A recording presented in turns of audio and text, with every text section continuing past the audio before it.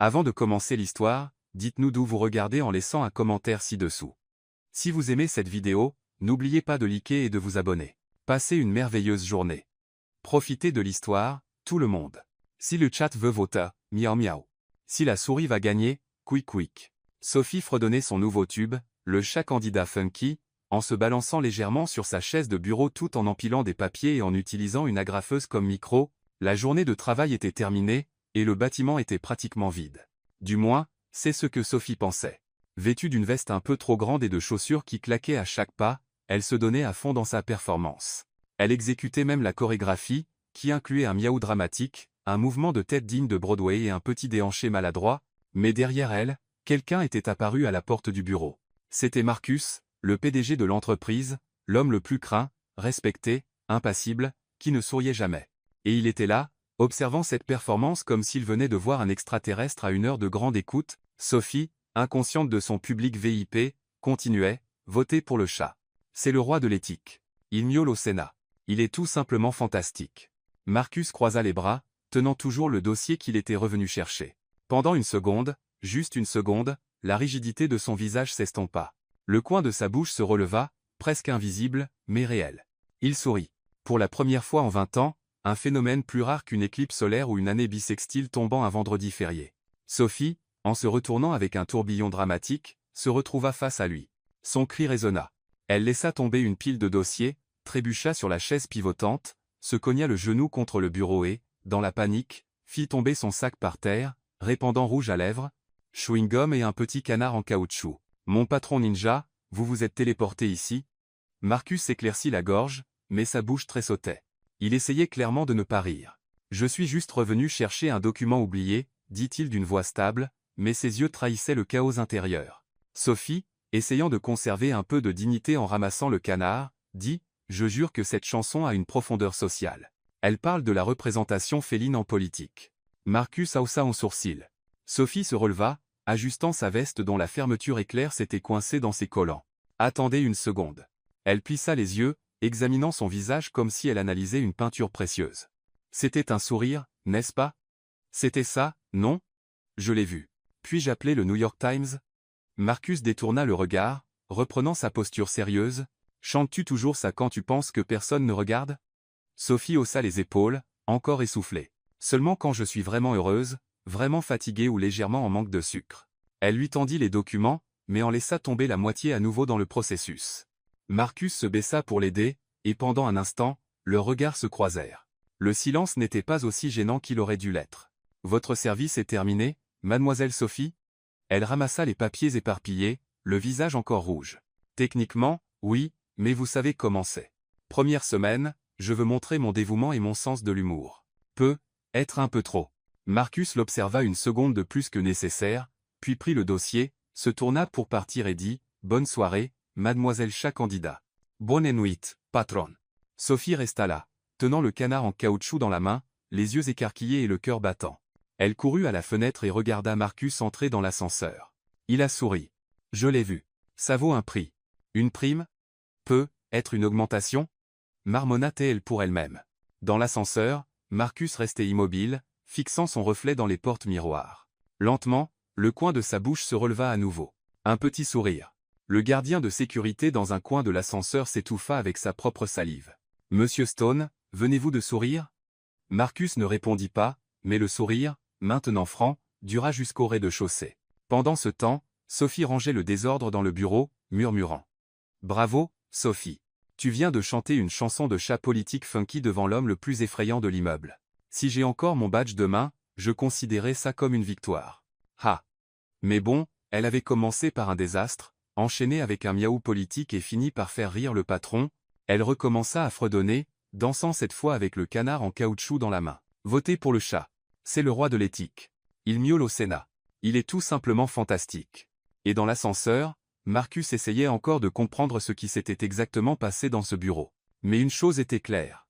Après 20 ans, quelque chose en lui avait commencé à changer. Le lendemain matin, Sophie arriva au bureau comme une détective en mission secrète. Elle avait un petit carnet dans son sac intitulé « Opération Grand Sourire ». Étape 1, confirmer si c'était réel. Étape 2, reproduire le miracle.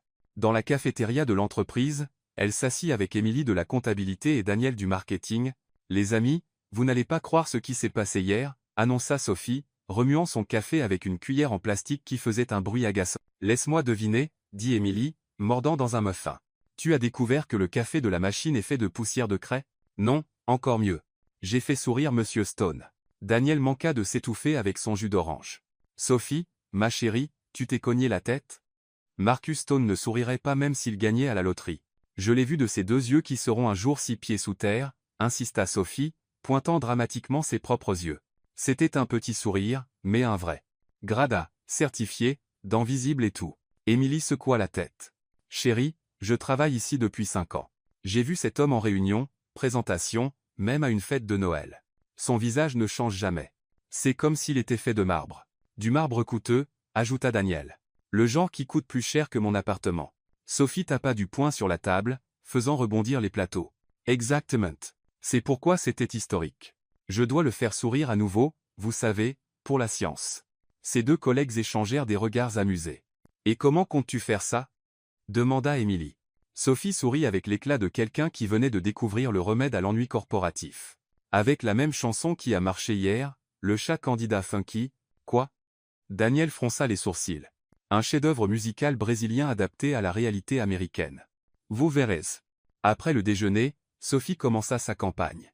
Premier test, l'ascenseur. Quand les portes se fermèrent avec elle et 3 autres employés à l'intérieur, Sophie commença discrètement. Votez pour le chat. C'est le roi de l'éthique. Il miaule au Sénat. Il est tout simplement fantastique. Les autres la regardèrent comme si elle venait d'annoncer que des extraterrestres avaient atterri à Central Park. Désolé, c'est une technique de relaxation, improvisa Sophie, souriant nerveusement. Au 10 étage, les portes s'ouvrirent, et Marcus entra. Sophie manqua de s'étouffer avec sa propre salive. Il salua tout le monde d'un hochement de tête poli et se tourna dos à elle. Sophie prit une profonde inspiration et murmura à peine audiblement. « Si le chat veut voter, miaou, miaou. » Le sourcil droit de Marcus tressaillit légèrement, juste légèrement. Mais Sophie le vit. Bingo, pensa-t-elle, essayant de ne pas sauter de joie dans l'ascenseur. Quand ils atteignirent le 20e étage, Marcus sortit sans regarder en arrière, mais Sophie aurait juré l'avoir vu secouer légèrement la tête, comme quelqu'un essayant de chasser une pensée tenace. Deuxième test. Près de l'imprimante, Sophie copiait des rapports lorsqu'elle vit Marcus marcher dans le couloir. Elle fit semblant de se concentrer sur les documents et commença à fredonner doucement. Si la souris va gagner, quick, quick. Marcus ralentit son pas juste une fraction de seconde. Sophie retint un rire. Ça fonctionnait. Le troisième test fut un accident. Sophie entra dans les toilettes pour femmes, fredonnant la chanson, sans se rendre compte qu'elle avait laissé la porte légèrement entr'ouverte. Dehors, Marcus passait par là, en route pour une réunion. Votez pour le chat. C'est le roi de l'éthique. Il miaule au Sénat. Il est tout simplement fantastique. La voix de Sophie résonna dans le couloir vide. Marcus s'arrêta net. Il regarda autour de lui, s'assurant qu'il était seul, et un petit sourire apparut sur ses lèvres. Il secoua la tête comme pour se ressaisir et continua vers sa réunion. Sophie sortit des toilettes, et manqua de percuter Rachel de la réception. « Tu chantais dans les toilettes ?» demanda Rachel, perplexe. « C'est une nouvelle thérapie, très efficace pour le stress », mentit Sophie, rougissant. À 15 heures, le chaos éclata dans le bureau. Patricia, l'assistante exécutive de Marcus, courut dans les couloirs comme si le bâtiment était en feu. « Urgence ! Urgence !» cria-t-elle, agitant les bras en traversant le couloir. Sophie et quelques autres employés se rassemblèrent autour d'elle. « Que s'est-il passé ?» demanda Émilie. L'investisseur, japonais, est arrivé en avance. La réunion prévue pour demain a lieu aujourd'hui dans 1 heure. Et notre interprète officiel vient d'appeler, elle a une intoxication alimentaire. Daniel émit un sifflement bas. C'est sérieux. Monsieur Stone attend cet investisseur depuis des mois. Patricia regarda autour d'elle, clairement paniquée. Quelqu'un ici parle japonais ? Même un peu ? Silence total. Sophie leva timidement la main. Je sais dire arigato, et sayonara. Ça compte ? Patricia la regarda comme si elle était le dernier radeau de sauvetage sur le Titanic. Tu devras faire l'affaire. Viens avec moi. 5 minutes plus tard. Sophie se tenait devant la porte du bureau de Marcus pendant que Patricia frappait frénétiquement. Entrez, dit la voix ferme du PDG. Patricia poussa Sophie dans le bureau luxueux. Monsieur Stone, nous avons trouvé une solution temporaire pour le problème d'interprète. Marcus leva les yeux de ses papiers et vit Sophie, debout comme un pingouin perdu dans le désert. Sophie, fronça-t-il les sourcils. Elle parle japonais, mentit Patricia sans hésiter, et peut se faire passer pour votre assistante personnelle expérimentée, ça donnera plus de crédibilité à l'entreprise. Marcus regarda Sophie, puis Patricia, puis Sophie à nouveau. Vous parlez japonais? Demanda Tei. Clairement dubitatif. Eh bien, Sophie déglutit difficilement, je sais dire bonjour et au revoir, et je peux m'excuser, ce qui sera probablement utile. Marcus se frotta le visage, regrettant visiblement tout de ce moment. L'investisseur arrive dans 50 minutes. Génial. Je suis fichu, murmura Sophie, commençant à paniquer. Marcus soupira profondément, comme un homme réalisant qu'il allait sauter en parachute sans formation. Souriez et prenez des notes, ou du moins essayez, dit-il, regrettant visiblement ses propres mots. Les yeux de Sophie s'élargirent, assimilant l'instruction. Prendre des notes ou sourire, parce que faire les deux à la fois, patron, c'est du multitâche à un autre niveau. Et là, encore une fois, le mouvement à peine perceptible au coin de la bouche de Marcus, il le couvrit rapidement d'une toux et baissa les yeux sur ses documents. Patricia, trouvez une veste convenable à Sophie. Elle a 40 minutes pour devenir une assistante personnelle convaincante. Patricia entraîna Sophie hors du bureau. Allez, ma chérie. Nous devons accomplir un miracle. Alors qu'on la tirait dans le couloir, Sophie murmura pour elle-même. De nouvelles secrétaires à fausse interprète et assistante en 24 heures. Si ce n'est pas une progression de carrière, je ne sais pas ce que c'est. De retour dans le bureau, Marcus était seul, feuilletant des papiers. Pour la 3e fois en 2 jours, un sourire tenace essayait de se faufiler sur son visage alors qu'il se souvenait des mots de Sophie. Il secoua la tête, essayant de se concentrer sur la réunion imminente. 40 minutes plus tard, Sophie était méconnaissable. Patricia avait accompli un miracle. Un costume bleu marine qui lui allait presque, des talons qui ne lui faisaient qu'un peu mal, et même une paire de lunettes factices pour lui donner un air plus intellectuel. Souvenez-vous, murmura Patricia en ajustant la veste de Sophie, tenez-vous droite, parlez doucement. Et pour l'amour de tout ce qui est sain, ne chantez pas. Sophie hocha la tête nerveusement et se dirigea vers la salle de conférence où Marcus attendait déjà. Il la regarda de haut en bas, clairement impressionné par la transformation, mais garda un visage neutre. Prête? Demanda-t-il, ajustant sa cravate. Définissez prête? Répondit Sophie, essayant de marcher avec grâce dans les chaussures empruntées, parce que si vous voulez dire complètement perdu, mais prête à essayer, alors oui. Marcus soupira, et ouvrit la porte de la salle de conférence. L'investisseur japonais. M. Kenji Yamamoto, était déjà assis, flanqué de 2 assistants. C'était un homme d'âge moyen, impeccablement vêtu, avec une expression sérieuse qui faisait passer Marcus pour un comédien de stand-up. Monsieur Yamamoto, Marcus s'inclina respectueusement, c'est un honneur de vous accueillir ici. Il sortit son téléphone, ouvrit une application de traduction et tapa rapidement. Le téléphone parla d'une voix robotique en japonais, faisant hausser un sourcil à M. Yamamoto. Sophie s'avança, essayant de ne pas trébucher sur le câble du projecteur. Voici mon assistante personnelle, Sophie Carter, dit Marcus dans le traducteur. L'application traduisit cela en quelque chose qui ressemblait à « Voici ma banane personnelle, Sophie Carotte ». Yamamoto cligna des yeux plusieurs fois, visiblement perplexe. Marcus tapa rapidement une correction. Je m'excuse de ne pas avoir d'interprète professionnel. Sophie est mon assistante et connaît quelques mots japonais qui pourraient aider à la communication. Cette fois, l'application parla de chats expérimentés et de mots japonais magiques. Sophie décida qu'il était temps d'intervenir. Elle s'inclina poliment et dit « Arigatou gozaimasu ». Yamamoto sourit pour la première fois, visiblement touché et surpris par l'effort. « Ah, vous parlez japonais ?» répondit-il dans un anglais fortement accentué. Les yeux de Sophie s'élargirent. Il parlait anglais. Tout ce drame avec le traducteur pour rien. Juste un tout petit peu, mentit-elle, levant son petit doigt. Vraiment, tout petit. Marcus lui lança un regard noir, mais fit signe à tout le monde de s'asseoir. La réunion commença officiellement. Marcus présenta les chiffres de l'entreprise pendant que Sophie faisait semblant de prendre des notes importantes. En réalité, elle griffonnait de petits chats dans les marges du document officiel et écrivait sa liste de courses. Notre entreprise a cru de 30% l'année dernière, expliqua Marcus. Sophie hocha la tête avec enthousiasme comme si elle traduisait mentalement, mais elle se demandait en réalité si elle devait acheter du lait entier ou écrémé. Impressionnant, commenta Yamamoto. Sophie se redressa. Oui, très impressionnant, acquiesça-t-elle, frappant des mains avec enthousiasme. Marcus la regarda avec un mélange d'horreur et d'incrédulité. 15 minutes plus tard, Sophie se leva pour servir le café. C'était une tâche simple, prendre le plateau et distribuer les tasses. Mais Sophie avait un talent unique pour compliquer les choses simples. D'abord, elle trébucha sur le câble de l'ordinateur, faisant vaciller l'écran. Ensuite, elle mélangea les boissons, donnant un expresso à quelqu'un qui avait demandé un déca et du thé vert à Marcus, qui n'avait rien demandé du tout. Désolé, marmonna-t-elle, essayant de corriger l'erreur, pour finir par renverser du sucre sur le dossier de l'investisseur. Mais au lieu de se fâcher, M. Yamamoto commence à rire. Vous êtes très, comment dire, authentique. Très différente des assistants que je connais. Sophie sourit, incertaine si c'était un compliment ou une critique. Je suis définitivement unique en mon genre. Espérons que dans le bon sens. Pendant que Marcus parlait des projections de marché, Sophie continua à prendre ses notes spéciales.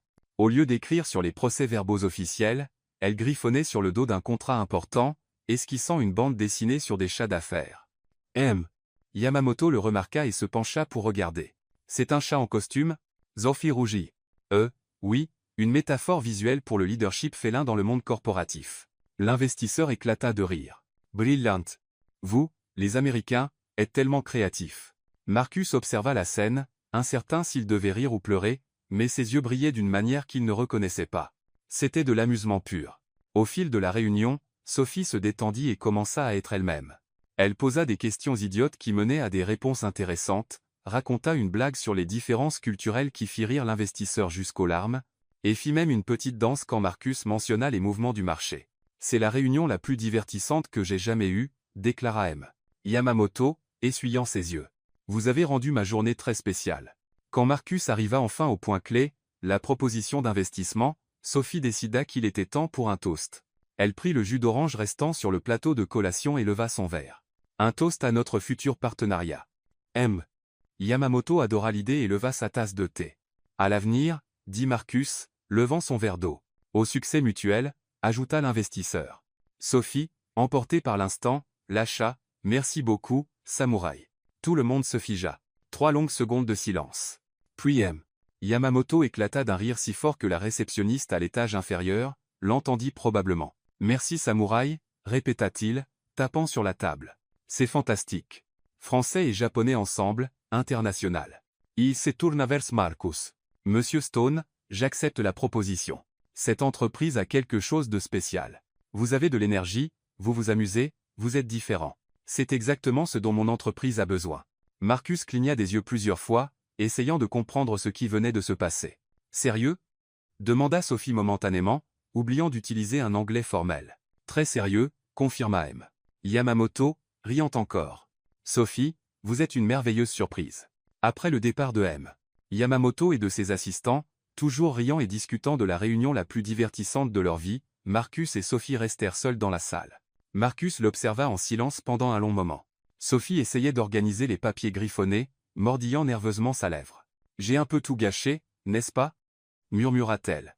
Vous venez de conclure le plus gros contrat de l'histoire de cette entreprise, répondit Marcus lentement, en utilisant du français, en dessinant des chats et en portant un toast avec du jus d'orange.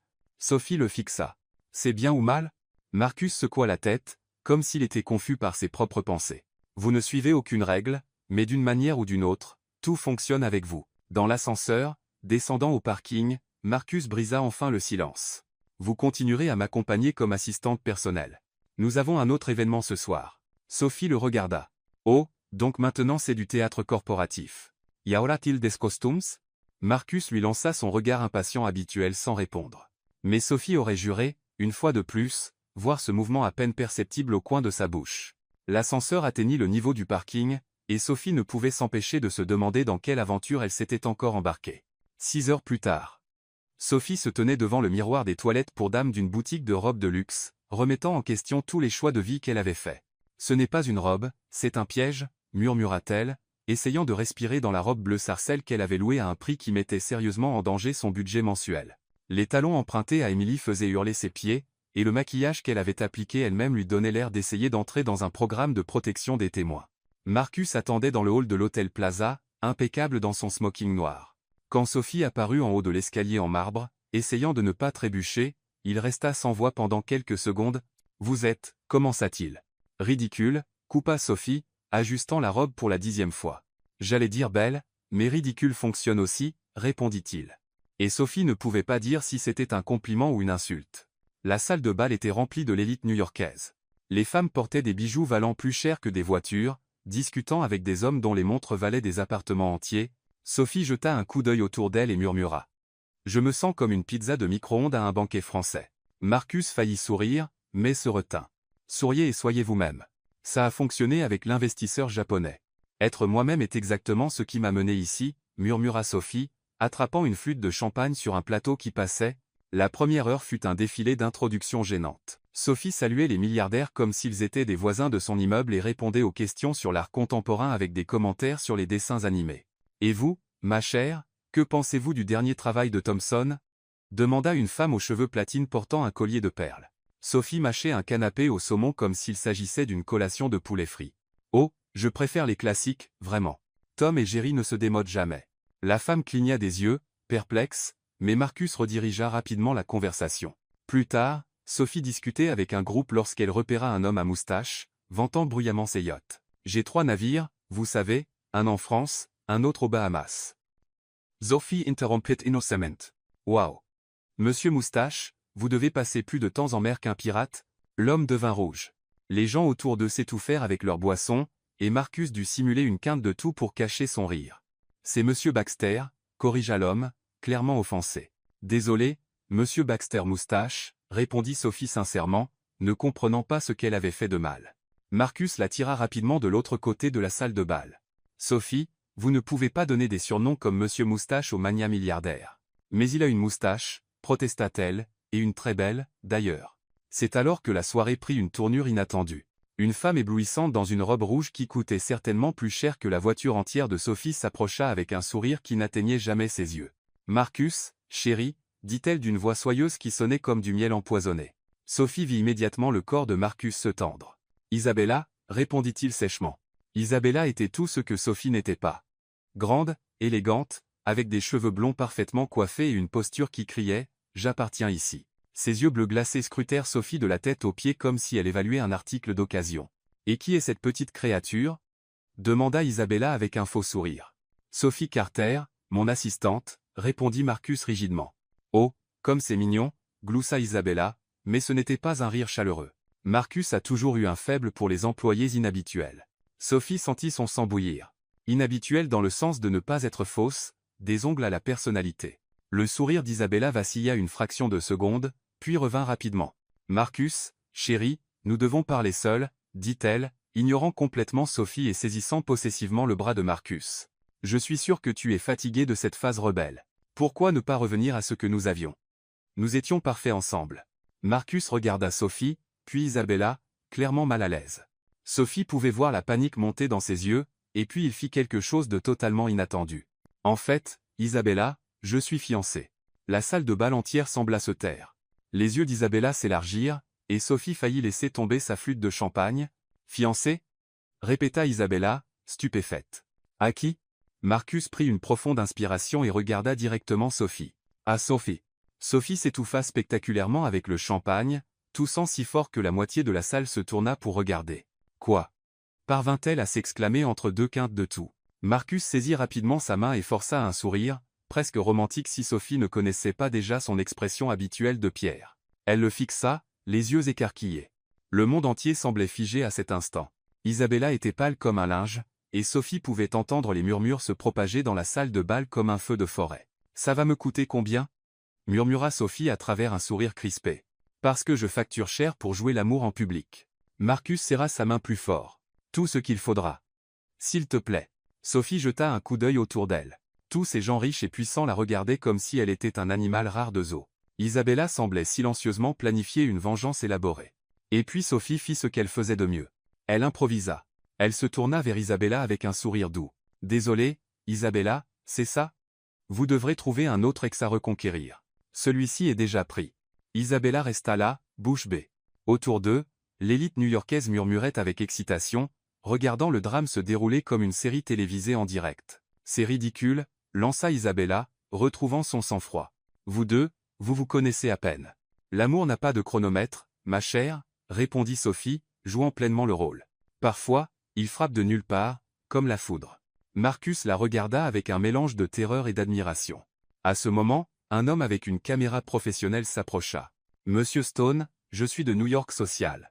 Pouvons-nous avoir un commentaire sur les fiançailles ?» Avant que Marcus ne puisse dire quoi que ce soit, Sophie s'avança avec l'assurance d'une vétérane du tapis rouge. « Bien sûr, Nous sommes très heureux.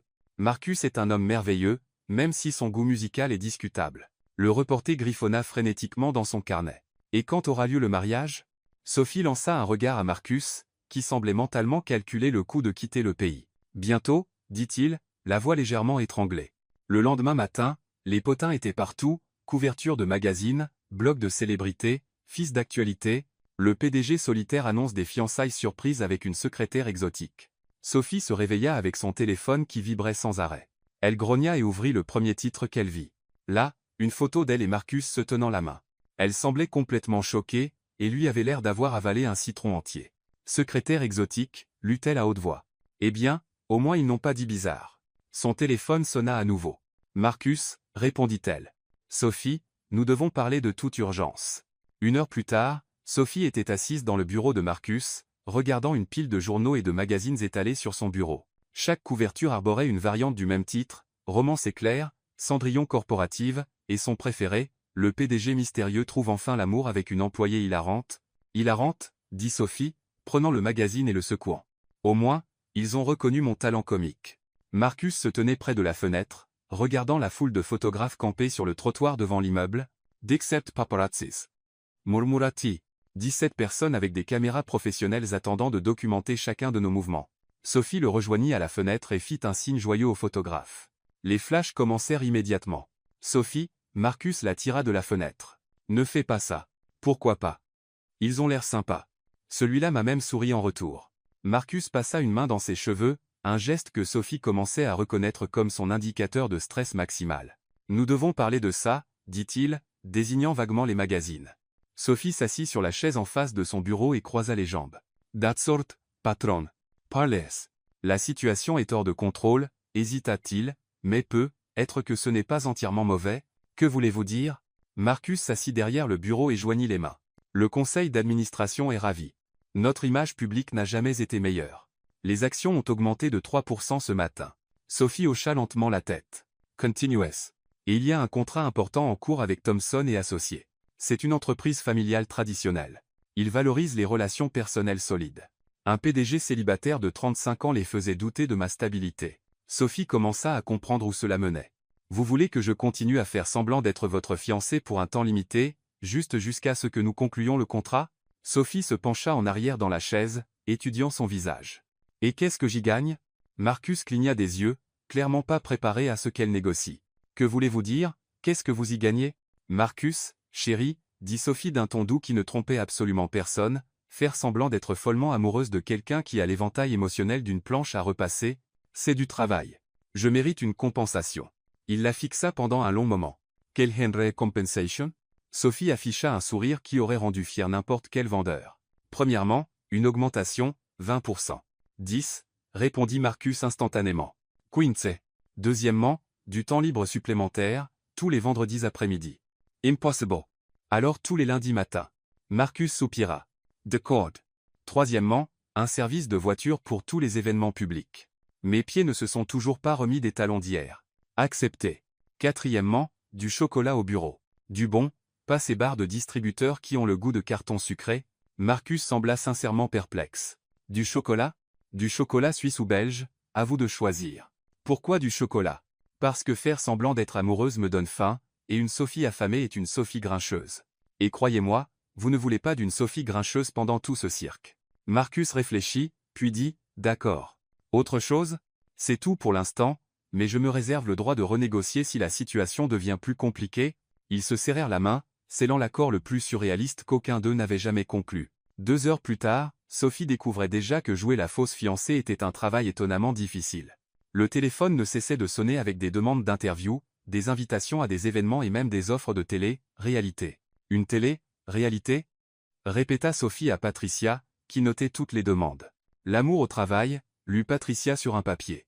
Ils veulent vous suivre tous les deux dans le bureau avec des caméras. Absolument pas, dit Marcus, apparaissant dans l'embrasure de la porte. Sophie le regarda, curieuse. Ça pourrait être amusant. Imaginez, ce soir dans l'amour au travail, le PDG sourira-t-il pendant la réunion budgétaire? Marcus l'ignora et se tourna vers Patricia. Acceptez uniquement les invitations corporatives pertinentes qui correspondent à nos objectifs commerciaux. Plus tard dans la semaine, lors d'une réunion cruciale avec des investisseurs potentiels de Thomson et Associés, Sophie réalisa que sa présence avait un effet inattendu sur les affaires. La réunion était tendue. Les 3 cadres de Thompson, des hommes d'âge moyen sérieux, étaient assis rigidement autour de la table, clairement peu impressionnés par la présentation technique de Marcus. « Monsieur Stone, dit l'aîné, Robert Thompson, vos chiffres sont impressionnants, mais nous avons des inquiétudes concernant la culture de votre entreprise. » Marcus se prépara à un débat aride sur les politiques corporatives. Mais alors, Sophie, assise à côté de lui et faisant semblant de prendre des notes probablement en griffonnant des chats à nouveau lâcha un petit éternuement adorable. « Excusez-moi, dit-elle, attrapant un mouchoir. « À vos souhaits, répondit Robert automatiquement. « Merci. Désolé, je pense que je suis allergique à l'excès de formalité. » Les cadres clignèrent des yeux, surpris. « Que voulez-vous dire » demanda l'un d'eux. Sophie lança un regard à Marcus, qui lui fit un regard s'il te plaît, pas maintenant. Mais elle avait déjà pris sa décision. « Eh bien, vous êtes ici depuis 1 heure à parler de graphiques et de feuilles de calcul, mais personne n'a demandé une seule fois des nouvelles des gens qui travaillent ici. » Marcus peut sembler un peu robotique, elle lui donna une tape ludique sur le bras, mais il se soucie vraiment de ses employés. Sophie, murmura Marcus. Mais Robert semblait intrigué. Continuez. L'autre jour, il a découvert que la fille de la réceptionniste était à l'hôpital. Il a payé toutes les factures médicales. N'en a parlé à personne. Mais je l'ai su parce que je suis curieuse et que je fouine là où je ne devrais probablement pas. Marcus la fixa avec une véritable surprise. Il ne savait pas qu'elle était au courant. Et il y a plus, continua Sophie, enthousiaste. Il a modifié toute la politique de congé de maternité après qu'une employée a dû revenir beaucoup trop tôt après avoir accouché. Maintenant, les mamans ont 6 mois de congé payé. Les cadres de Thompson échangèrent des regards. Cela ne figurait pas dans notre rapport, dit Robert, haussant un sourcil. Sophie haussa les épaules. Marcus est modeste. Il fait du bien et le cache comme un super-héros en costume. L'un des cadres gloussa. Un superhéros en costume. Exactement. Il combat l'injustice corporative et protège les employés innocents. Sophie fit un geste dramatique. La seule différence, c'est qu'au lieu d'une cape, il porte des cravates coûteuses. La salle entière riait maintenant, y compris Robert Thompson, dont Sophie n'était même pas sûre qu'il savait sourire. Mademoiselle Carter, dit Robert, redressant sa posture, votre perspective sur Monsieur Stone est rafraîchissante. Oh, j'en ai encore plein d'autres d'où celle-ci vient. Je pourrais vous raconter le moment où il est resté éveillé toute la nuit pour aider l'équipe informatique à réparer un plantage du système ou quand... Sophie, coupa Marcus doucement, je pense qu'ils ont compris l'idée. Robert se leva et tendit la main. Monsieur Stone, considérez le contrat conclu. Une entreprise qui inspire ce genre de loyauté et d'amusement est exactement ce que nous recherchons. Après le départ des investisseurs, Marcus et Sophie restèrent seuls dans la salle de conférence. Vous saviez pour Rachel, demanda Marcus doucement, à propos des factures médicales? Sophie rougit légèrement. J'écoute peu, être un peu trop et je pose un peu trop peu de questions, mais c'était vraiment gentil de votre part. Marcus la regarda pendant un long moment, comme s'il la voyait sous un jour complètement nouveau. Vous venez de conclure un contrat de 10 millions de dollars en me faisant passer pour un super-héros en costume. Techniquement, vous êtes le super-héros. Je l'ai juste traduit en langage humain. Marcus secoua la tête, essayant encore de tout assimiler. Pensez-vous pouvoir continuer à faire semblant pendant 1 mois de plus? Nous avons d'autres réunions clés à venir, et apparemment, vous avez un effet positif sur les affaires. Sophie croisa les bras et le regarda droit dans les yeux. Cela inclut-il des dîners, des photos romantiques et me laisser changer la playlist dans votre voiture? Parce que toute cette musique classique me met dans une légère dépression. Marcus Ishito. Je vais y réfléchir. Et du chocolat. Beaucoup de chocolat. Nous avons déjà convenu pour le chocolat. À ce moment, Patricia apparut à la porte, essoufflée. Monsieur Stone, le magazine Manhattan Elite veut faire un reportage de couverture sur vous deux. Séance photo complète et interview sur l'amour dans le monde corporatif. Sophie c'est tout n'affache Marcus. Une séance photo romantique? Ça vaut définitivement double chocolat. D'accord, soupira-t-il, mais pas de chanson de chat pendant l'interview. Sophie sourit. Je ne promets rien. Le lendemain matin, Sophie se réveilla au son agaçant de son alarme et au chaos immistakable des photographes criant son nom devant l'immeuble. Sophie, Sophie, par ici. Elle jeta un coup d'œil à travers le rideau et vit au moins 10 paparazzi campés sur le trottoir. Sérieusement, vous n'avez pas de maison? Murmura Sophie, fermant rapidement le rideau. 2 heures plus tard, elle était au studio de Manhattan Elite Magazine, stylée, brossée, poudrée et habillée comme une poupée de luxe. La robe choisie était d'un bleu bébé doux et élégant qui la rendait presque méconnaissable. Ses cheveux avaient été transformés en une cascade de boucles douces. Vous êtes magnifique, dit Linda, la maquilleuse. Prête à conquérir le monde. Sophie se regarda dans le miroir et se reconnut à peine. Je suis presque sûr que cette version de moi pourrait vraiment parler japonais couramment. Marcus arriva au studio 10 minutes plus tard, aussi impeccable que toujours. Mais Sophie remarqua une nouvelle sorte de tension dans ses épaules. « Nerveux ?» demanda T, ajustant sa cravate dans un geste qui était devenu étrangement naturel. « Non », mentit-il, évitant ses yeux. Le photographe, un homme dramatique nommé Antonio, les accueillit à bras ouverts. « Les voilà, les tourtereaux. Vous êtes encore plus magnifiques en personne. » Sophie murmura à Marcus. Il a l'air d'un animateur d'émission pour enfants sous caféine. Antonio les positionna devant un fond blanc épuré et minimaliste. Parfait. Maintenant, je veux de l'amour naturel, de la passion. Faites comme si le reste du monde n'existait pas. Sophie, regarde Marcos. Imaginez que je tiens du chocolat suisse. Ça devrait t'aider. Marcus faillit sourire, mais se retint. La séance commença avec des poses de base. Mains jointes, regard rêveur, sourire rayonnant, Sophie découvrit qu'elle avait un talent pour ça, lançant des blagues entre les prises qui détendirent même Marcus. Magnifique. Parfait. Criait Antonio. Maintenant, plus près. C'est ça, Marcus, main sur sa joue. Sophie, regardez-le comme s'il était la dernière part de pizza sur terre. Ça, je peux le faire, murmura Sophie, faisant rire Marcus sincèrement, ce que la caméra captura parfaitement. Au fil de la séance, Antonio devint plus exigeant. J'ai besoin de plus de chimie, plus d'intensité. Vous êtes amoureux. Montrez-les. Sophie et Marcus échangèrent un regard.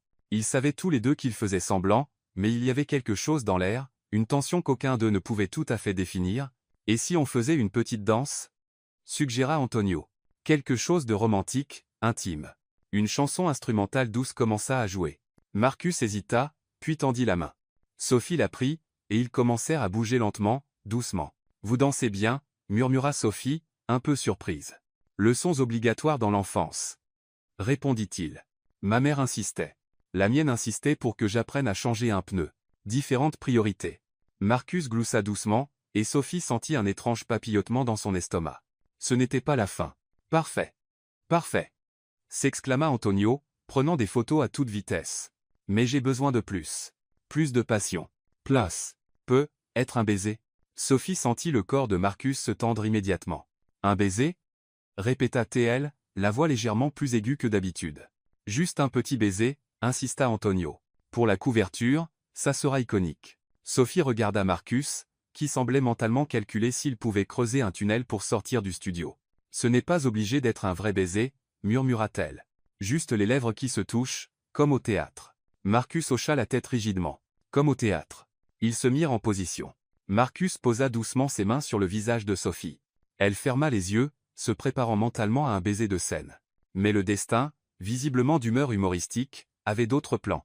Juste au moment où il se penchait, Sophie marcha sur le bord du tapis persan orné qui décorait le studio. Son talon se coinça, et elle perdit complètement l'équilibre, fonçant sur Marcus comme un missile hors de contrôle. Il tenta de la rattraper, mais l'impact les déséquilibra tous les deux. Sophie percuta sa poitrine, et dans leur tentative maladroite de rester debout, leurs lèvres se rencontrèrent. Pas un doux baiser de scène, un vrai baiser, complet, accidentel. Le flash de la caméra se déclencha automatiquement. Pendant 2 secondes qui semblèrent une éternité, ils restèrent comme ça, Sophie et Marcus dans les bras l'un de l'autre, trop choqués pour bouger. « Mon Dieu !» cria Antonio. C'était parfait. Pure magie. Le baiser corporatif du siècle. Tout le personnel du studio commença à applaudir et à acclamer comme s'ils venaient d'assister à un miracle. Sophie et Marcus se séparèrent rapidement, tous deux rouges et visiblement mal à l'aise. C'était comment ça? Marcus. Un accident, coupa Sophie rapidement. Total accident. C'est la faute du tapis. Un accident? Antonio semblait sincèrement offensé. C'était de l'art. Vous deux avez une vraie chimie. Dans les jours qui suivirent, la photo devint virale. Le magazine battit des records de vente, et l'image de Sophie tombant dans les bras de Marcus se répandit sur Internet comme un feu de forêt. Les mèmes arrivèrent rapidement. La secrétaire qui a fait tomber le PDG avec amour, quand vous trébuchiez et tombez dans votre destin tutoriel, comment attraper un PDG millionnaire en 3 étapes faciles. Sophie était au bureau, parcourant les commentaires sur son téléphone, quand Marcus entra, visiblement secoué. « As-tu vu ça ?» demanda-t-il, tenant son téléphone. « J'ai vu. Nous sommes célèbres, » répondit Sophie, essayant de paraître décontractée. « Au moins, maintenant nous avons de la chimie. Il ne manque plus que le tableau périodique pour aller avec. » Marcus ne rit pas. Il faisait les 100 pas dans le bureau comme un animal en cage. C'est complètement hors de contrôle. Marcus, détends-toi. Ce n'est qu'une photo. Dans une semaine, personne ne s'en souviendra. Comme si l'univers ne pouvait résister à l'opportunité de lui donner tort, Patricia apparut à la porte, tenant une enveloppe élégante. « Monsieur Stone, ceci vient d'arriver. Une invitation très importante. » Marcus ouvrit l'enveloppe, et son expression devint encore plus tendue. « Qu'est-ce que c'est ?» demanda Sophie. « Le bal annuel de la famille Stone, dit-il, la voix crispée. Mes parents veulent rencontrer ma future épouse. » Sophie sentit son estomac se nouer. « Tes parents ? Comme dans « Les gens qui t'ont créé ?» Exactement. Elle prit l'invitation de ses mains et lut à haute voix. « Invite cordialement Sophie Carter, future Madame Stone. » Elle s'arrêta. « Madame Stone ? Eh bien, ça vite jusqu'à la dé. » Marcus s'affaissa dans son fauteuil. Le bal est samedi prochain à la maison familiale. Tous les Stones seront là, avec la moitié de l'élite new-yorkaise, des investisseurs majeurs et la presse. Définitivement. Sophie regarda la carte dorée en relief, puis Marcus, qui semblait traverser une crise existentielle silencieuse. Donc, je vais rencontrer tes parents, en faisant semblant d'être ta fiancée, à un gala entouré de gens riches et puissants pendant que les photographes documentent chacun de nos mouvements. En gros, Sophie s'assit sur la chaise en face de lui. Ça appelle définitivement triple chocolat et un cours accéléré d'étiquette, et peut être une thérapie après. Marcus la regarda enfin. Veux-tu toujours continuer avec ça? Sophie pensa au baiser accidentel, au drôle de papillotement encore dans son estomac, au même viraux et à l'absurde absolu de tout cela. Bien sûr, dit-elle, surprenant même elle-même. Mais tu vas me devoir bien plus que du chocolat après ça. Marcus hocha la tête, à la fois soulagé et terrifié. Tout ce que tu veux? Attention avec ces promesses, Marcus Stone, dit Sophie. J'ai une imagination très vive quand il s'agit de collecter des faveurs. Le samedi soir, Sophie était assise sur le siège passager de la voiture de Marcus, ajustant sa robe pour la 10e fois. Cette fois, elle avait choisi une robe vert émeraude, élégante mais toujours très elle. Nerveuse? Demanda Marcus, remarquant comment elle jouait avec la sangle de son sac. Moi? Nerveuse? Sophie rit, mais le son était un peu trop aigu. Je vais juste rencontrer toute ta famille, en faisant semblant d'être ta fiancée, dans un manoir rempli de gens riches et célèbres. Pourquoi serais-je nerveuse? Marcus conduisit en silence pendant quelques minutes avant de parler à nouveau. Mes parents sont intenses. Intenses comme ils posent des questions sur les plans de retraite dès le premier rendez-vous, ou intenses comme ils engagent des détectives privés pour vérifier ton passé? Plutôt comme le second, répondit-il. Sophie ne pouvait pas dire s'il plaisantait. Elle l'observa pendant qu'il conduisait. Il y avait quelque chose de différent dans sa posture, une sorte de tension qu'elle n'avait pas vue, même dans les réunions les plus sous pression. Marcus? Oui. Pourquoi n'as-tu pas souri pendant 20 ans?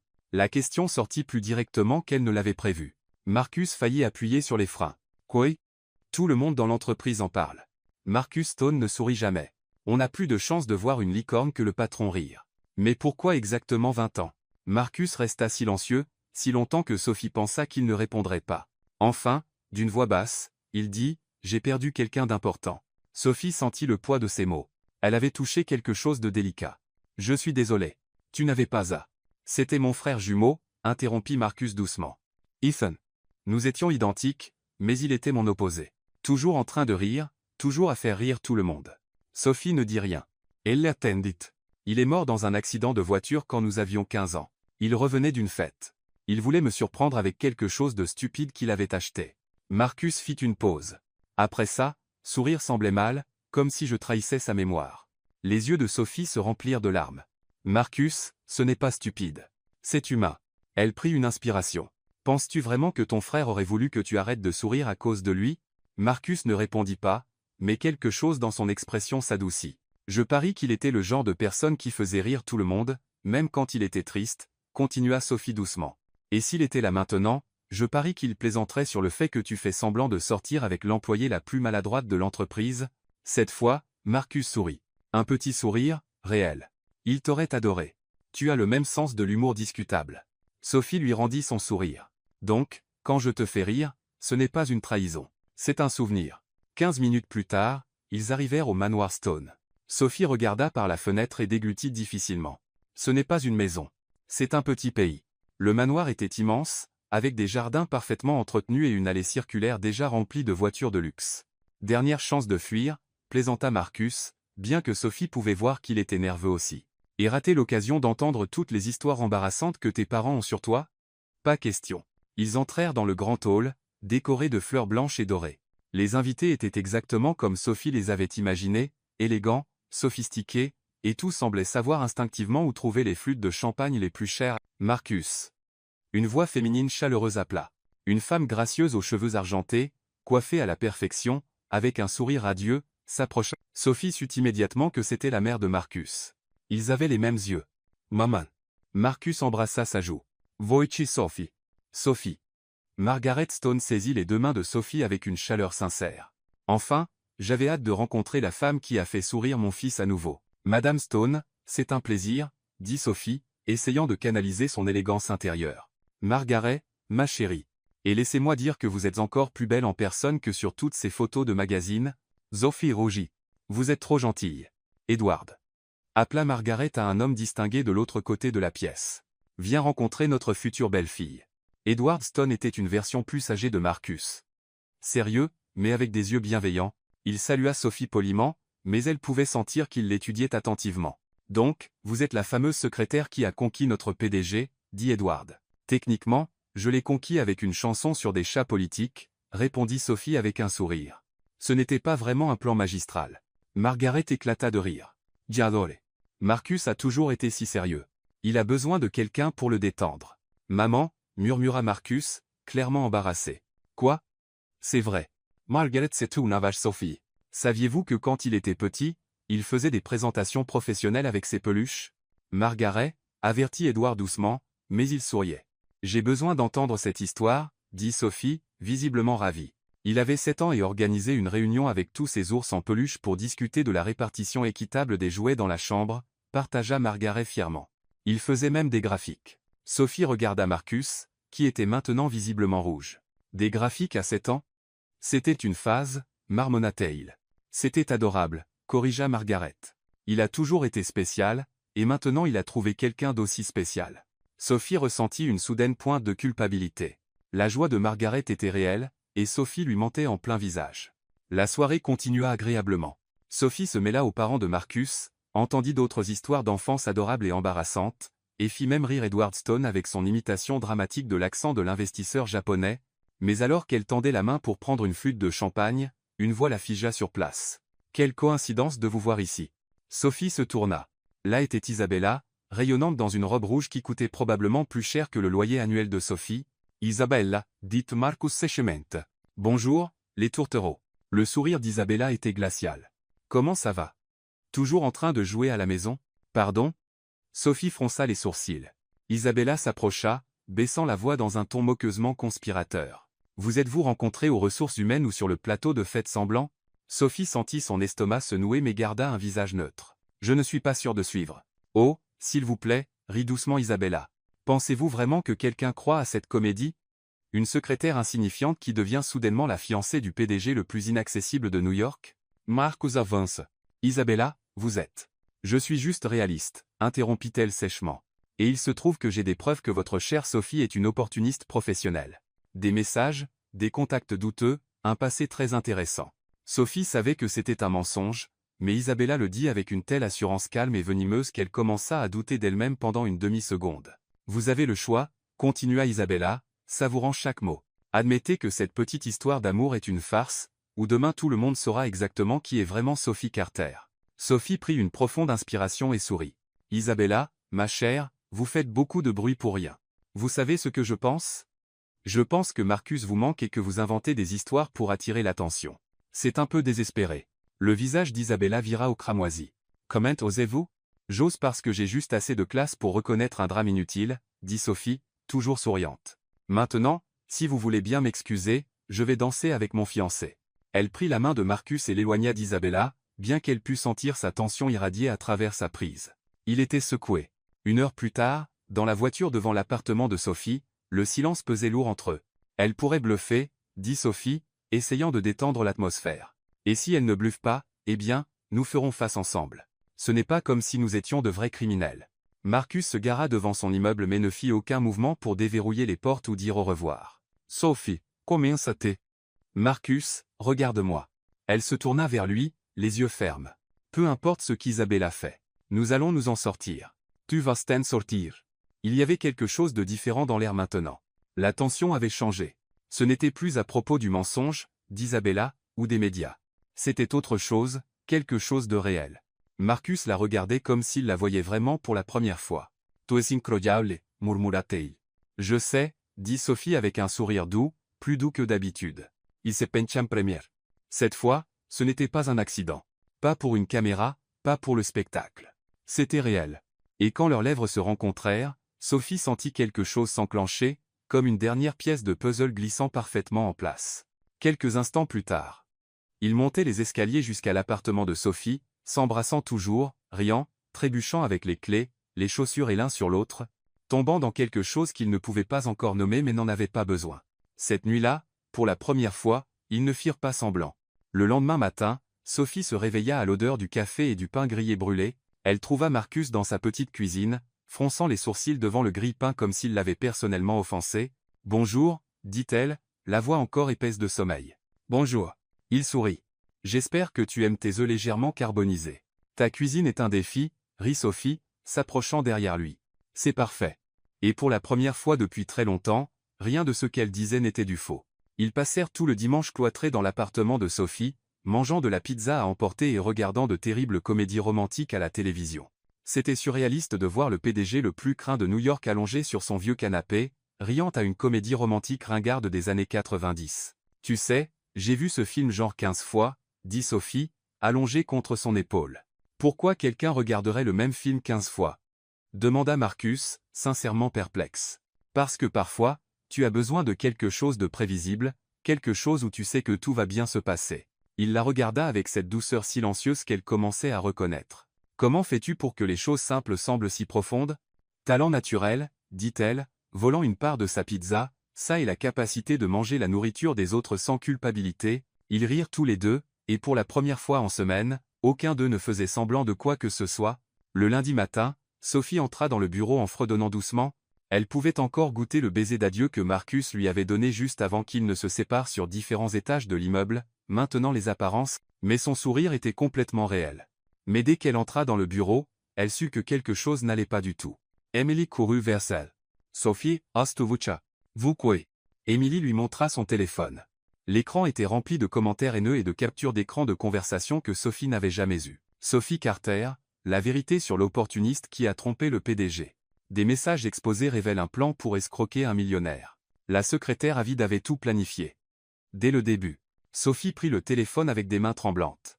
Les captures d'écran montraient des conversations entre elle et des gens qu'elle ne connaissait pas, parlant de comment attraper le PDG riche et faire semblant de l'aimer pour obtenir son argent.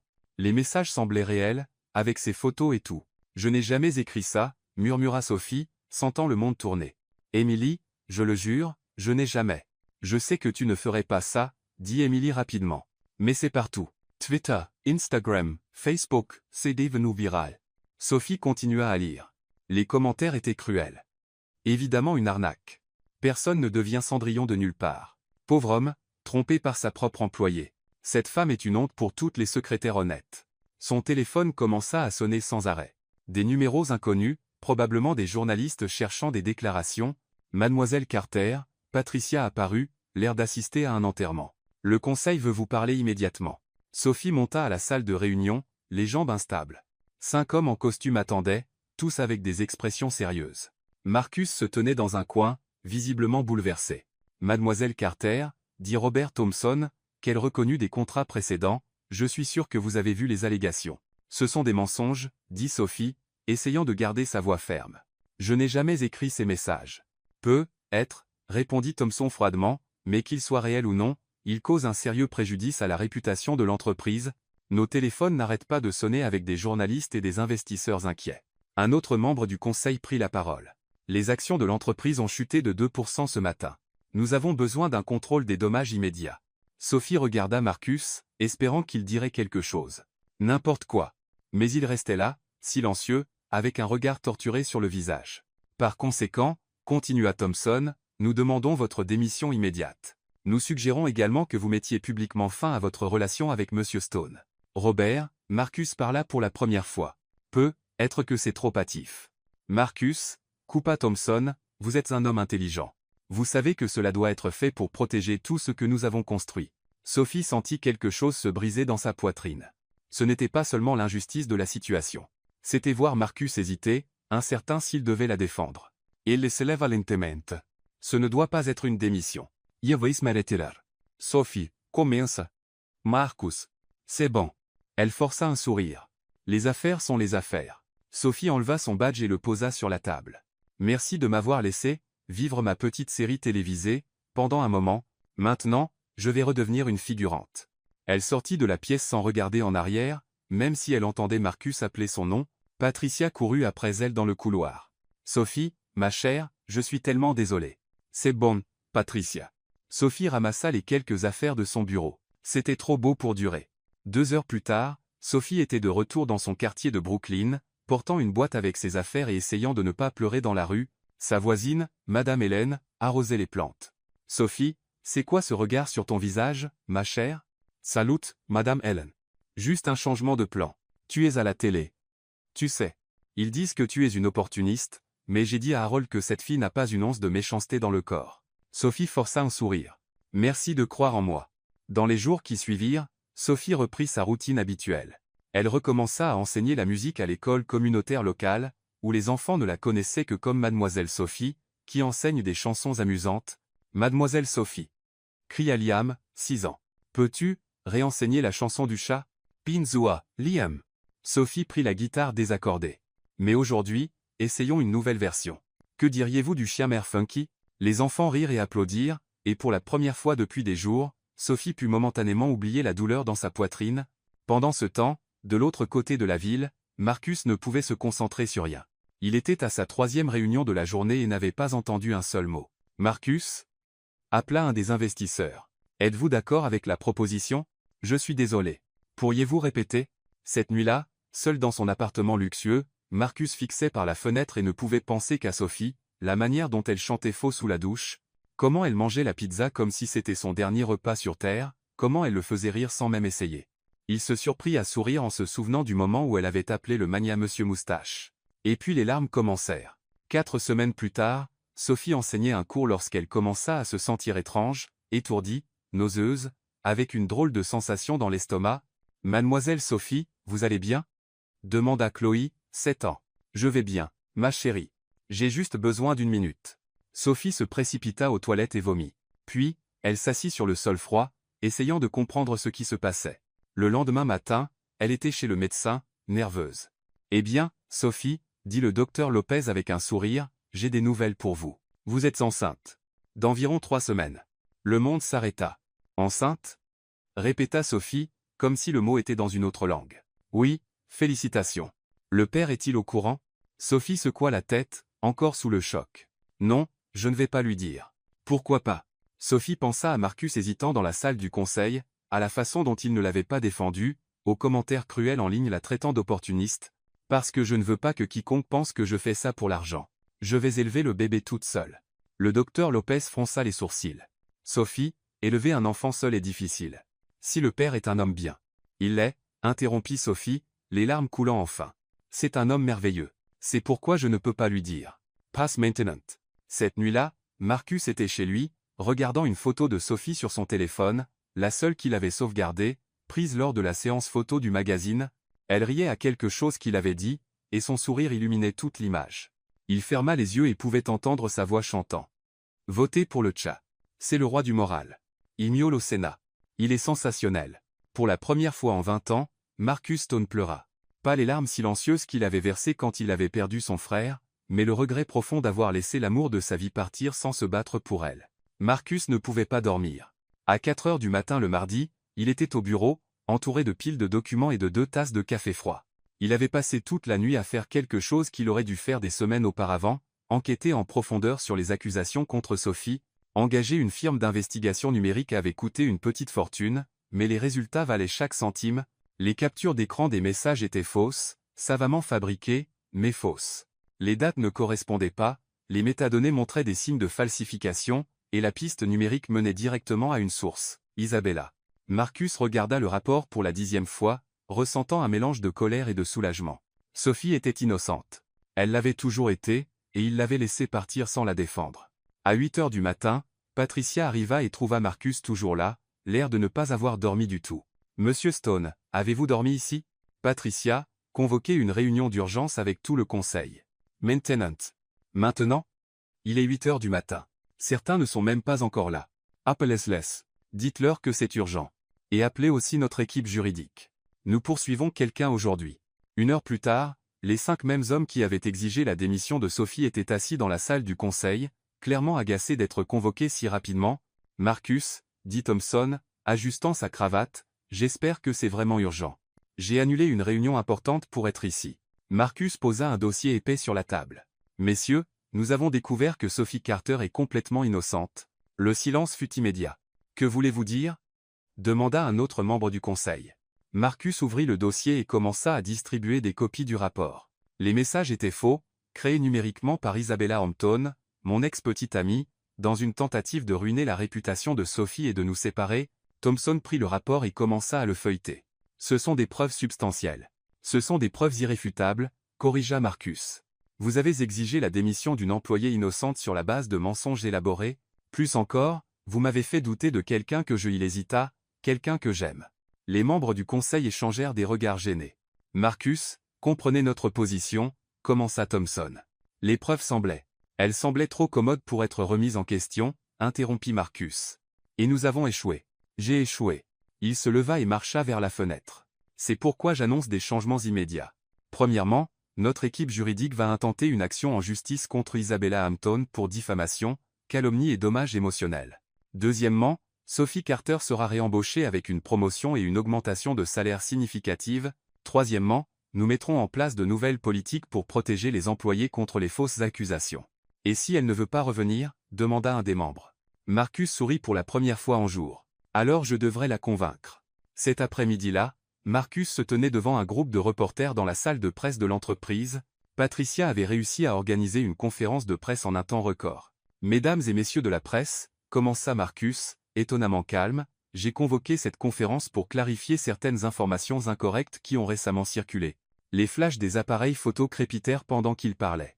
Sophie Carter, qui a été injustement accusée d'être une opportuniste, est totalement innocente. Les prétendues preuves contre elle ont été fabriquées, et nous avons maintenant des preuves concluantes à cet effet. Une journaliste leva la main. « Monsieur Stone, cela signifie-t-il que votre relation est réelle ?» Marcus prit une profonde inspiration. C'était maintenant ou jamais. Sophie Carter n'est pas une fraude. C'est la personne la plus authentique que j'ai jamais rencontrée. Elle est drôle, intelligente, courageuse et possède la rare capacité de faire sourire n'importe qui, même dans leurs pires jours. Il marqua une pause, repensant à toutes les fois où Sophie avait illuminé son monde. C'est la seule personne qui m'a fait vraiment sourire ces 20 dernières années. Et oui, je suis complètement amoureux d'elle. Un brouhaha immédiat éclata parmi les journalistes. Marcus continua. Si elle me pardonne de l'avoir douté, j'ai l'intention de passer le reste de ma vie à lui prouver à quel point elle compte pour moi. La conférence de presse fit la une de toutes les chaînes d'information de New York en quelques heures. Pendant ce temps, Sophie était à l'école communautaire Esperanza, essayant d'enseigner à un groupe d'enfants hyperactifs à jouer du xylophone.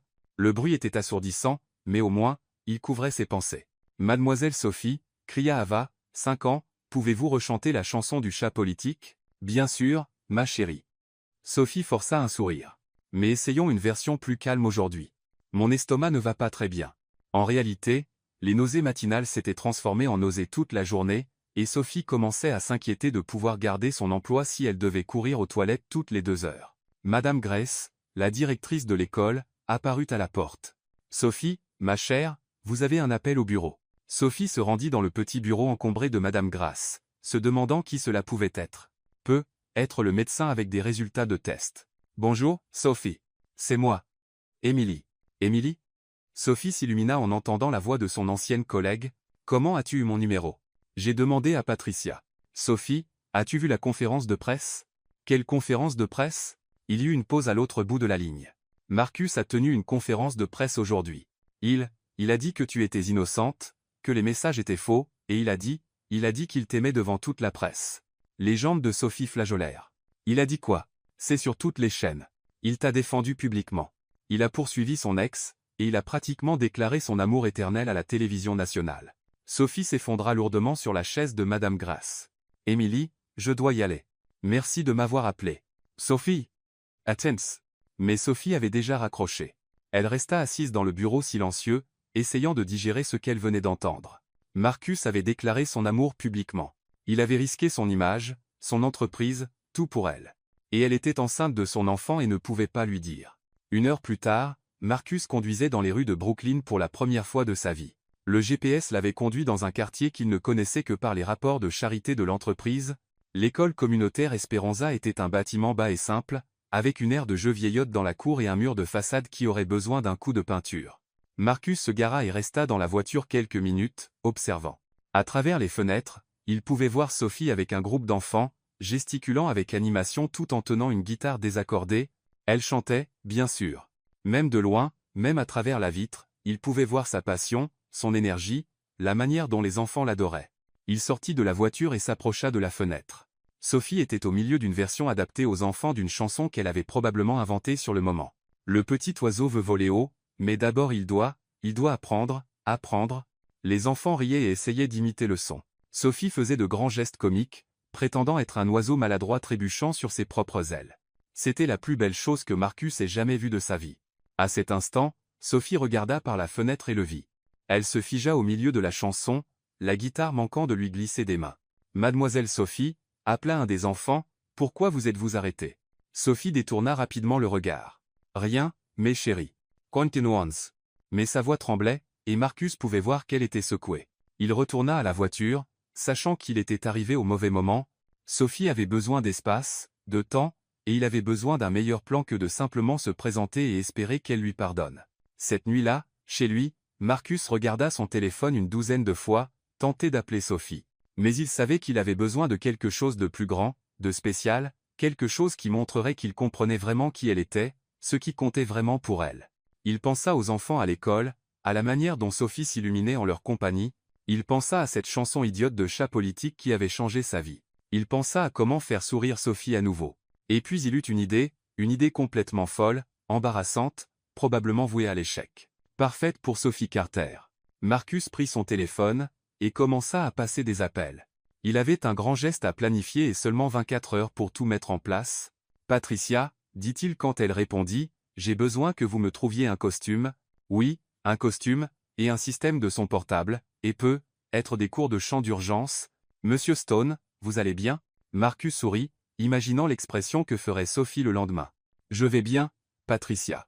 Pour la première fois depuis longtemps, je vais bien. » Demain, il allait reconquérir l'amour de sa vie, même si cela signifiait se ridiculiser devant toute une école. Pour Sophie, ça en valait la peine. Le lendemain matin, Sophie arriva à l'école communautaire Esperanza, encore absorbée par l'image de Marcus debout dehors. Il semblait tellement déplacé dans ce quartier, avec son costume coûteux et sa voiture importée, comme un prince perdu dans un conte de fées. « Mademoiselle Sophie » cria Liam, courant vers elle dès qu'elle entra dans la classe. « Allez-vous nous apprendre une nouvelle chanson aujourd'hui ?»« Bien sûr, mon chéri, » dit Sophie, essayant de repousser les pensées de Marcus. « Et si on inventait une chanson sur des dinosaures dansant ?» Les enfants applaudirent. Ils étaient 12, âgés de 5 à 8 ans, tous issus de familles ouvrières du quartier. Sophie était tombée amoureuse de chacun d'eux. « Des dinosaures dansant ?» rit Chloé, 7 ans. « Ils n'ont pas de rythme. »« Oh, mais tu n'as pas rencontré le T-Rex Samba » répondit Sophie, prenant la guitare désaccordée. « Il a les meilleurs mouvements de la ville. » Les enfants éclatèrent de rire, et Sophie commença à improviser une mélodie loufoque sur des dinosaures faisant des spectacles de danse. C'était au milieu du deuxième couplet, alors qu'elle prétendait danser le claquette comme un brontosaure, que la porte de la classe s'ouvrit, et un panda géant entra, un panda en peluche taille humaine tenant un micro sans fil et un petit haut-parleur portable. Les enfants restèrent complètement silencieux pendant exactement 3 secondes avant d'exploser. « Un panda. Il a un micro. Il va chanter. » Sophie laissa la guitare glisser de ses mains. Elle reconnut cette posture, même cachée dans un costume de panda. Elle reconnut sa démarche, même en essayant d'imiter un ours maladroit. « Marcus » murmura-t-elle, incrédule. Le panda fit un petit coucou timide et alluma le micro. Quand il parla, sa voix sortit étouffée à travers la tête du costume. « Salut, les enfants. Je suis le panda de l'amour. Je suis ici pour chanter une chanson très spéciale pour une personne très spéciale. Liam leva la main. Monsieur Panda, vous avez l'air nerveux. Je suis très nerveux, admit Marcus, et Sophie dut retenir un rire, parce que la personne à qui je chante est la plus incroyable au monde, et j'ai tout gâché avec elle. Le panda se tourna vers Sophie, qui restait là, stupéfaite. Sophie, s'il te plaît, pardonne-moi de t'avoir laissé partir. Je ne sais être pas chanter, mais je sais que la seule chanson qui a du sens maintenant, c'est toi. Sophie sentit ses yeux se remplir de larmes. Il était vraiment là, déguisé en panda, devant une douzaine d'enfants, prêts à se ridiculiser pour elle. Marcus, comienza TL. Panda de l'amour. Corrigea Ava avec excitation. Marcus s'éclaircit la gorge et commença à chanter. À l'horreur et au ravissement de Sophie, c'était exactement la chanson qu'elle avait chantée le premier jour de travail. Votez pour le chat. C'est le roi du moral. Il miaule au Sénat. Il est sensationnel. Sa voix était totalement fausse. Il se trompa 2 fois dans les paroles, trébucha sur les pieds du costume de panda, et à un moment, manqua de renverser le micro, mais il continua à chanter avec une détermination touchante. « Tu chantes sérieusement ma chanson brega funk inventée ?» demanda Sophie, riant et pleurant en même temps. « Oui, » répondit Marcus, encore plus faux. « Et je continuerai à la chanter autant de fois qu'il faudra jusqu'à ce que tu me pardonnes. » Les enfants étaient extatiques, applaudissant en rythme et essayant de chanter avec lui. Chloé cria, « Mademoiselle Sophie, votre ami panda chante plus mal que vous. » Et, protesta Sophie, « Je chante magnifiquement. » Non, pas du tout. Dirent tous les enfants en chœur, faisant rire Marcus à l'intérieur du costume. Quand il finit la chanson, Marcus éteignit le micro et, avec un certain effort, enleva la tête du panda. Ses cheveux étaient en désordre, son visage rouge de chaleur et d'effort. Puis, toujours vêtu du reste du costume de panda, il s'agenouilla devant Sophie. « Sophie Carter, dit-il, la voix tremblante d'émotion, veux-tu m'épouser pour de vrai? Pas de contrat, pas de mensonge, pas de jeu, juste de l'amour. Un amour véritable, celui qui donne envie de chanter des chansons sur des chats politiques pour le reste de ma vie. » La pièce devint complètement silencieuse. Même les enfants semblaient comprendre l'importance du moment. Sophie le regarda, cet homme qui avait abandonné toute sa dignité corporative pour venir ici, déguisé en panda, chantant faux devant une classe pleine d'enfants. « Seulement si tu chantes le refrain avec moi, dit-elle, essayant de ne pas rire, et que tu fais rimer mon nom avec spaghettis. » Marcus paniqua une seconde. Faire rimer Sophie avec spaghetti? C'est impossible. Alors tu devras être créatif, répondit Sophie, croisant les bras. Marcus prit une profonde inspiration et commença à improviser, toujours à genoux. Sophie, tu es meilleure que des spaghettis. Ton sourire me fait sentir, comme des confettis. Les enfants rirent si fort que Liam tomba de sa chaise. Sophie ne put plus se retenir. Elle se mit à rire et à pleurer en même temps, puis courut embrasser Marcus, qui était toujours agenouillé sur le sol dans le costume de panda. Tu es complètement fou, dit-elle, embrassant sa joue. Fou de toi, répondit-il, la tenant comme si elle pouvait disparaître. Les enfants les entourèrent, sautant et criant. Ils vont se marier. Le panda est notre ami maintenant. Mademoiselle Sophie, c'est votre petit ami panda? Liam tira sur la manche du costume de Marcus. Monsieur Panda, êtes-vous vraiment fou? Marcus regarda Sophie, rayonnante dans ses bras. Je suis fou amoureux de cette femme incroyable. Sophie sourit et murmura à son oreille. Pour info, tu chantes affreusement. Je sais. Je vais devoir engager un coach vocal. Tu n'en as pas besoin. Elle embrassa à nouveau sa joue. Ja met ta voix fausse. C'est authentique. Awalea la main. Mademoiselle Sophie, allez-vous chanter dans notre spectacle de fin d'année? Sophie et Marcus se regardèrent. Je pense que Monsieur Marcus a d'autres engagements, ma chérie. En fait, dit Marcus, se surprenant lui-même, j'adorais chanter dans votre spectacle. Les enfants applaudirent à nouveau, et Madame Grace, la directrice, apparut à la porte pour voir d'où venait tout ce bruit. Sophie, ma chère, qu'est-ce qu'elle s'arrêta en voyant Marcus au milieu de la pièce, encore à moitié vêtu d'un costume de panda. Tout va bien ici? Madame Grace, voici Marcus, dit Sophie, essayant de rester composée. Marcus, voici Madame Grace, notre directrice. Marcus tenta de se lever avec un peu de dignité, ce qui n'était pas facile étant donné qu'il portait encore la moitié inférieure du costume de panda. Enchanté de vous rencontrer. Je donnais une performance musicale aux enfants. Madame Grace le regarda, puis Sophie, puis les enfants excités. Eh bien, c'était certainement mémorable. 15 minutes plus tard, Sophie et Marcus sortirent de l'école main dans la main. Marcus avait réussi à se débarrasser du costume et ressemblait à nouveau à un être humain normal, bien que ses cheveux soient encore en désordre. Tu sais que ça va être le sujet de conversation de l'école pendant au moins 1 an, dit Sophie. Je peux vivre avec ça, répondit Marcus, serrant sa main. Je peux vivre avec n'importe quoi, tant que je suis avec toi. Ils s'arrêtèrent près de la voiture de Marcus, aucun des deux ne voulant briser l'instant. Je promets de sourire tous les jours, dit soudain Marcus, même si c'est juste pour t'embêter. Sophie rit, et le tira plus près. Et je promets de continuer à chanter faux, juste pour te faire rire. Ils s'embrassèrent là, sur le trottoir devant l'école, avec quelques enfants regardant par les fenêtres et faisant des ouh. Quand ils se séparèrent, Sophie tint son visage entre ses mains. Marcus Stone, tu es l'homme le plus fou, le plus beau, le plus faux que j'ai jamais rencontré, et je suis follement amoureuse de toi. Je t'aime aussi, répondit-il, Plus que je n'ai jamais pensé qu'il était possible d'aimer quelqu'un. Ils montèrent dans la voiture, et Marcus démarra le moteur. Il sortait juste quand Sophie soupira. « Oh, avant que j'oublie, on va avoir besoin d'une voiture plus grande. » Marcus fronça les sourcils, concentré sur la circulation. « Que veux-tu dire ? Cette voiture a largement assez de place pour deux. » Sophie prit une profonde inspiration. C'était maintenant ou jamais. Parce que je suis enceinte. Marcus freina si fort que la voiture derrière klaxonna de frustration. « Tu es quoi ? In Zente. 4 semaines et demie, pour être exact. » Marcus se gara immédiatement dans le premier emplacement qu'il vit, qui se trouvait être devant une confiserie. Il resta là, agrippant le volant, essayant de digérer la nouvelle. « Enceinte » répéta-t-il, comme si le mot était dans une autre langue. « Et avant que tu ne poses la question, » continua Sophie rapidement, « oui, c'est de toi. Et non, je n'allais pas te le dire parce que je ne voulais pas que quiconque pense que j'essayais de te piéger après tout ce drame avec Isabella. Mais maintenant que tu es apparu à mon école déguisé en panda, chantant une chanson sur un chat, j'ai un peu changé d'avis sur le fait de le cacher. » Marcus la fixa. « Tu allais élever notre enfant seul ? Infants, corrigia Sophie nervousement.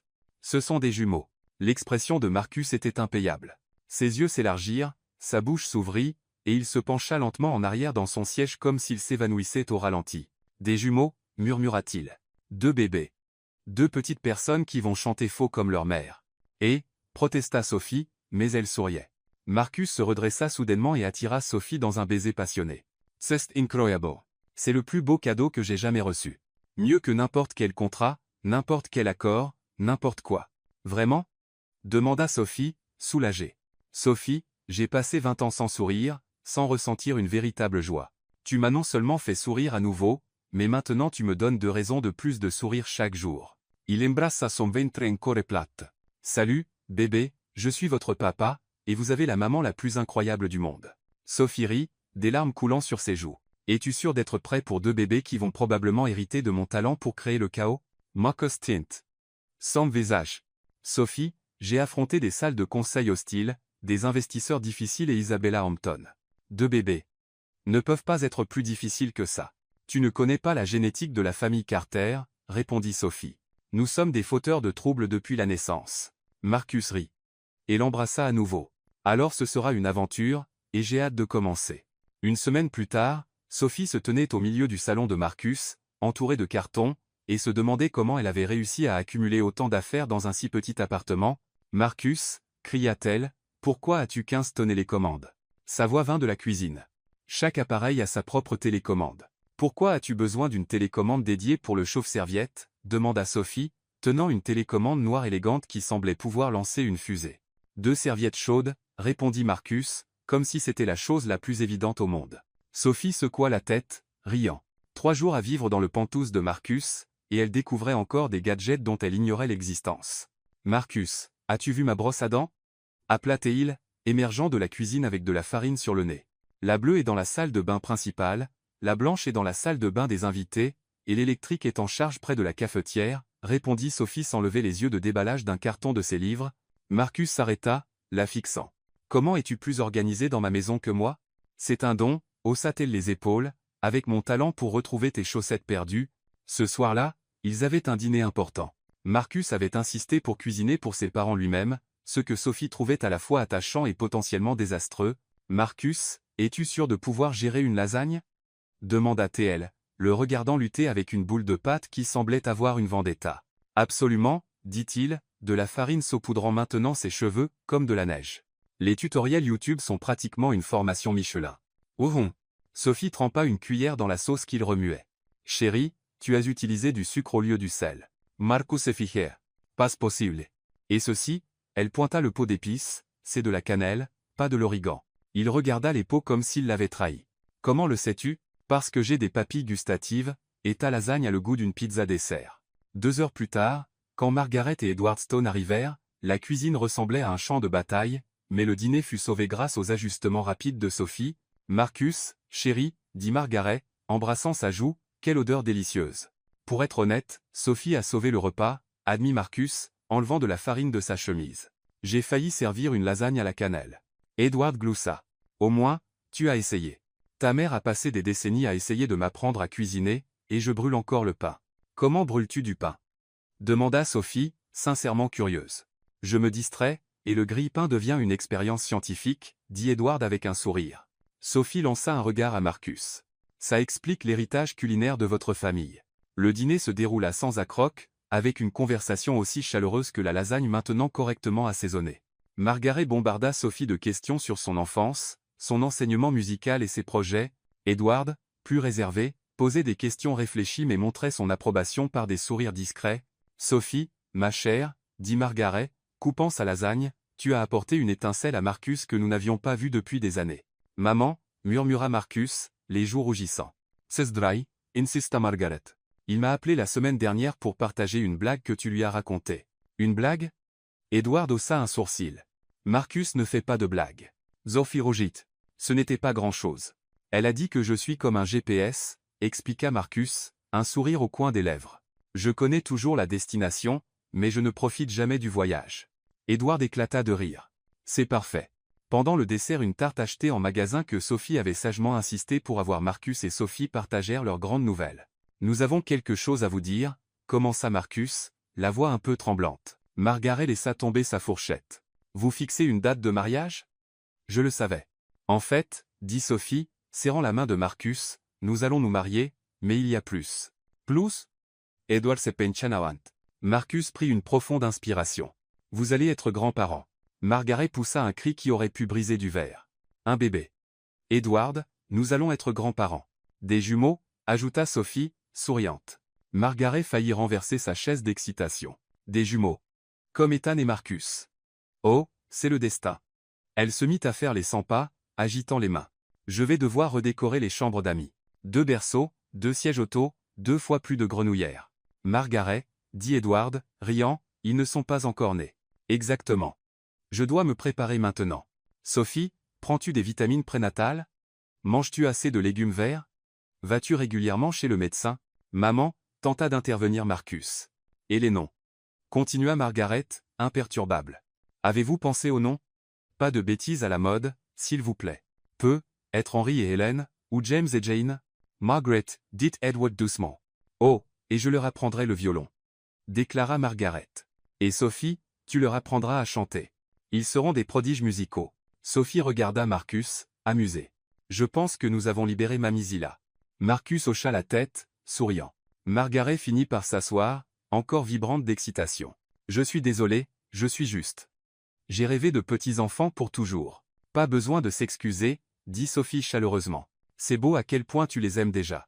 Edward se leva et serra Sophie dans ses bras. Bienvenue dans la famille, officiellement. 2 semaines plus tard, c'était leur jour de mariage. Sophie avait insisté pour une cérémonie en plein air dans le parc de Prospect, avec les enfants de l'école communautaire chantant dans la chorale. Un parc public? Avait demandé Margaret, perplexe. Nous pourrions réserver la grande salle de bal du Plaza. Le parc, dit Sophie fermement. Avec les enfants qui chantent, un pique-nique après, et sans prétention. Maintenant, derrière un bosquet d'arbres servant de vestiaire improvisé, Sophie ajustait sa robe blanche simple élégante, mais indéniablement elle. Mademoiselle Sophie. Liam courut vers elle, son petit costume légèrement de travers mais adorable. Nous sommes prêts à chanter. Parfait, mon chéri. Dit Sophie. Quand j'atteindrai l'hôtel, vous commencerez la chanson que nous avons répétée. La chanson d'amour. Cria Chloé, rejoignant les 11 autres enfants de la chorale. Sophie avait écrit une chanson spéciale pour la cérémonie, mêlant son style excentrique à une émotion sincère sur le fait de trouver l'amour au milieu du chaos de la vie. Émilie arriva, rayonnante dans sa robe de demoiselle d'honneur. Sophie, c'est l'heure. Sophie prit une profonde inspiration. Comme empiezuis. Comme le rêve le plus fou de Marcus, dit Émilie. J'espère bien. Je commence à m'attacher à son sourire maladroit maintenant. La musique commença pas une marche traditionnelle, mais la composition de Sophie, jouée par un quatuor à cordes et chantée par les enfants, tu es arrivé comme une surprise au milieu de ma chanson fausse. Sophie marcha dans l'allée de chaises, ses yeux fixés sur Marcus à l'autel. Il était impeccable dans son smoking, mais c'était son sourire larmoyant qui captura son cœur. Tu es magnifique, murmura-t-il alors qu'elle l'atteignait. Tu n'es pas mal non plus, répondit-elle, ajustant sa cravate avec un sourire. Margaret était assise au premier rang, essuyant ses yeux. Edward était à côté d'elle, filmant avec son téléphone. Derrière eux se trouvaient des collègues de l'entreprise, des amis du quartier et Madame Grace de l'école. Le pasteur, un homme chaleureux que Sophie connaissait par l'école, commença. Nous sommes ici pour célébrer Sophie et Marcus, la preuve que les opposés s'attirent. La foule rit doucement. Sophie, vos vœux? Invita le pasteur. Sophie prit les mains de Marcus. Marcus Stone, quand nous nous sommes rencontrés, tu étais comme une statue grognon en costume. Mais j'ai trouvé un homme doux, discrètement drôle, qui porterait un costume de panda par amour. Des rires parcoururent les invités. Je promets de te chanter jusqu'à ce que nous soyons vieux et grinçants, même si ma voix ressemble à une imprimante mourante. Je te ferai rire tous les jours, même si c'est à cause de mes désastres culinaires. Et je t'aimerai tel que tu es moitié robot, entièrement merveilleux. Les yeux de Marcus brillaient. Sophie Carter, tu as débarqué dans ma vie avec une chanson sur des chats politiques et tu as bouleversé mon monde. Tu m'as montré que rire n'est pas une trahison, que la joie n'est pas une faiblesse, et que les meilleures choses viennent dans des paquets chaotiques. Il prit une inspiration. Je promets de sourire tous les jours, même si c'est juste pour te voir lever les yeux au ciel. Je soutiendrai tes rêves fous, tes chansons idiotes et ton talent pour surnommer les manias. Et je t'aimerai, toi et nos enfants, de tout ce que j'ai. Les alliances? Demanda le pasteur. Liam sprinta avec les alliances sur un coussin mais trébucha, manquant de les faire tomber. Sophie et Marcus rirent, et Marcus l'aida à se relever. Ça arrive au meilleur d'entre nous, petit, dit-il, ébouriffant les cheveux de Liam. Ils échangèrent les alliances, promettant d'aimer dans la joie et la peine, la richesse et la pauvreté, la santé et la maladie. Je vous déclare mari et femme, dit le pasteur. Marcus, embrassez votre épouse. Le baiser déclencha des applaudissements, des acclamations des enfants et des sifflets des collègues. À la réception pique-nique, Marcus choqua tout le monde en dansant maladroitement, mais avec entrain chantant faux avec Sophie et trébuchant pendant leur valse, manquant de renverser la moitié des invités. Il n'a plus peur de paraître ridicule, murmura Margaret à un invité. Sophie a ramené mon fils. Alors que le soleil se couchait, Sophie lança le bouquet par-dessus son épaule. Émilie plongea, mais il atterrit dans les mains de Madame Grace, qui rougit furieusement. Sous un arbre, Sophie et Marcus regardaient les enfants jouer. Alors, Madame Stone, dit Marcus, comment ça fait d'être marié? Pareil, mais avec de meilleurs bijoux, taquina Sophie. Et toi, Monsieur Stone? Plus heureux que je ne l'ai jamais cru possible. Sophie sentit un frémissement dans son ventre de petits coups. Marcus, dit-elle, guidant sa main vers son ventre. Ses yeux s'élargirent. Il donne des coups. Je les sens tous les deux. Sophie rit de son expression émerveillée. Il danse probablement sur la playlist de notre mariage. Marcus embraça son ventre. Salut, bébé, aujourd'hui était épique. Vous avez la maman la plus cool du monde. Sophie prit son visage dans ses mains. Et le papa le plus aimant de l'univers. Alors que le soleil disparaissait sous l'horizon, Sophie et Marcus restèrent là, souriant, sentant leurs jumeaux bouger, entourés de leur improbable famille d'amis et d'enfants. Pour la première fois depuis toujours, tout était exactement parfait.